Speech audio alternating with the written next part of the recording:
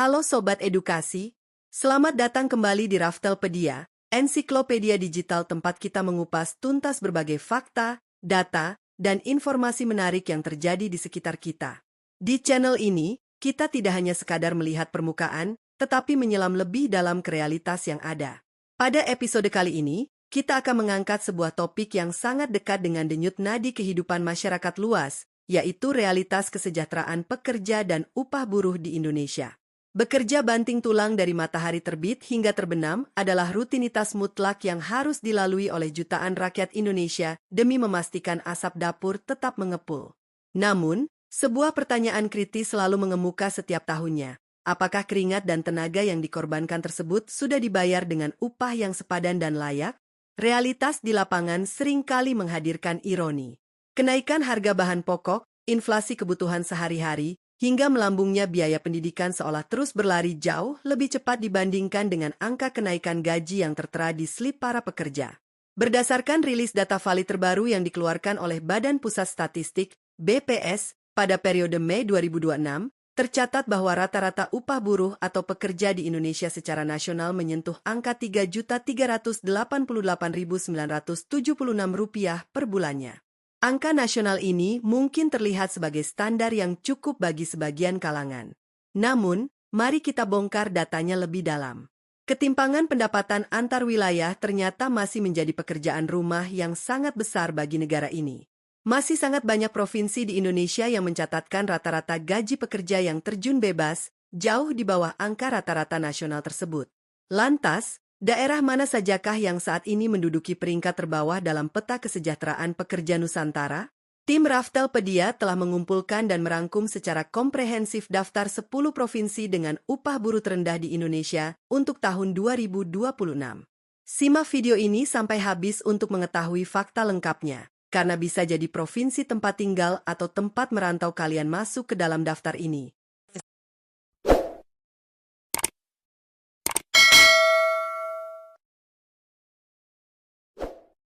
Daftar 10 provinsi dengan upah pekerja terkecil di Indonesia ini dibuka oleh Provinsi Sumatera Utara yang menempati urutan ke-10 dari bawah.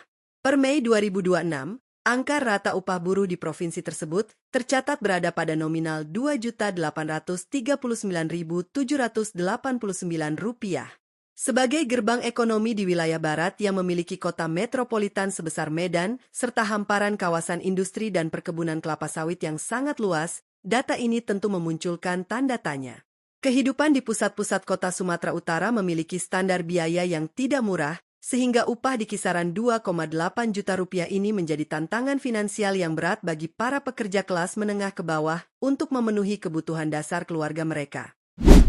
Masih di Pulau Sumatera, urutan ke-9 diduduki oleh Sumatera Selatan. Provinsi yang dilintasi Sungai Musi ini mencatatkan rata nominal gaji pekerja sebesar Rp2.835.204. Sumatera Selatan sejatinya merupakan salah satu lumbung energi nasional yang kaya akan hasil bumi, batu bara, serta sektor pertanian.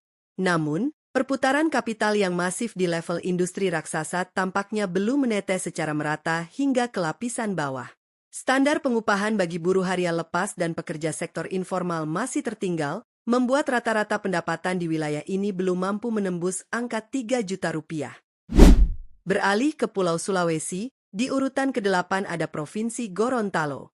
Pencatatan rata upah buruh per Mei 2026 di provinsi ini berada di angka Rp2.811.438. Ekonomi Gorontalo sangat bergantung pada sektor primer, terutama pertanian komoditas jagung dan perikanan tangkap. Ketergantungan pada sektor tradisional yang belum sepenuhnya terhilirisasi membuat nilai tambah ekonomi yang dihasilkan masih terbatas. Di sisi lain, harga barang kebutuhan hidup yang mayoritas harus dipasok dari luar pulau membuat daya beli dari upah Rp2,8 juta ini terasa sangat pas-pasan bagi warga setempat. Ini mungkin menjadi salah satu fakta yang paling mengejutkan dalam daftar ini.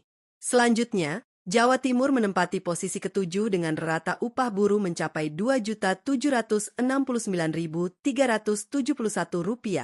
Bagaimana mungkin salah satu poros ekonomi terbesar di Pulau Jawa berada di posisi ini? Jawabannya terletak pada luasnya rentang wilayah dan ketimpangan antar kabupaten.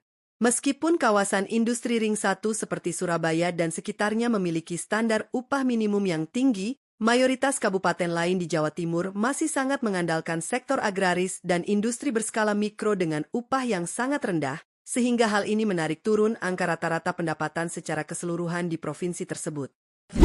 Sementara itu, peringkat ke-6 dengan upah terendah ditempati oleh Sulawesi Barat dengan nominal Rp2.763.817.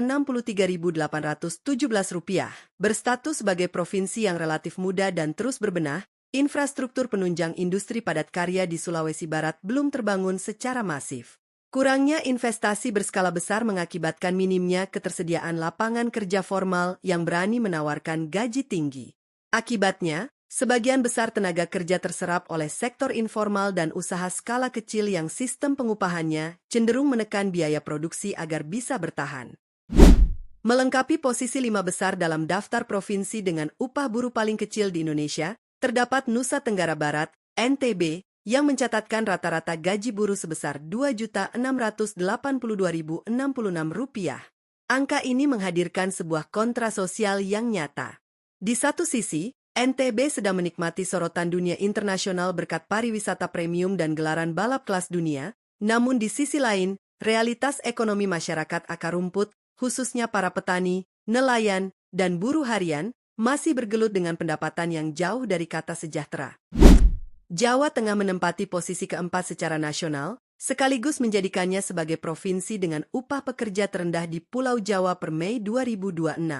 Rata upah buruh di provinsi ini tercatat sebesar Rp2.646.078. Pola ekonomi di Jawa Tengah seringkali dikaitkan dengan ketersediaan lahan dan tenaga kerja yang terjangkau, yang mana menjadi magnet utama bagi para investor manufaktur berskala besar.